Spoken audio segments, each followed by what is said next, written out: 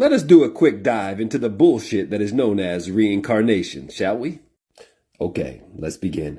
First things first, there is absolutely zero fucking evidence for it. Secondly, an infinite number of past reincarnations is logically impossible. Next, why does the population keep expanding? At one time, there were only a couple hundred human beings on this planet, but now there are billions of people. And there in fact was a time when there was no frogs, no foxes, no trees, no bacteria, etc. So if souls are just being recycled, then someone please explain this to Daddy. Next, if we don't remember anything from our past lives, then how is it really us at all? It's not. Which also means there would be no change of attitude or any moral improvement, which is the result of any of our past lives. Next, when a person has been allowed to live many different lives, it becomes difficult to determine the appropriate person that needs to be punished, given the fact that the last person in the series of many lives may not have a single memory concerning their past. Next up, reincarnation offers no plausible account of the mind, because proponents of reincarnation theory lack evidence or support of its claims. They have no grounds for why it must necessarily be true. Therefore, we can throw it out, as God does not do that which is unnecessary because he must, of course, be perfectly efficient.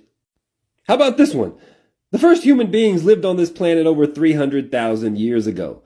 So that means the guy that you were arguing with earlier on TikTok, you know, the guy who can't even understand the basic principles of logic? Yeah, that guy. He's actually been around for over 300,000 years and has over 300,000 years of knowledge deep down in his subconscious, so you might just want to bow down to him. Next up, how about this? Handicapped children are just other people that have been punished and sent to defective bodies as part of the punishment for their errors of their past. This reincarnation shit is not only illogical, but it really starts getting sick if you start diving down into it. And last but not least, I would like to leave you with a little thought experiment. Let us say that you were a terrible person who lived a dreadfully sinful life. So in your next life, you are made to be a rock. Now this begs the question, does the rock that you have become have a brain, thinking capabilities, rationale, volition, etc.? Of course not. But if you said yes, then does that mean that right now there are thousands of rocks that have consciousness and the ability to think? This is fucking absurd. Also, the same way that you right now as a human have no memories of your past lives, once you became a rock, you would have no memory.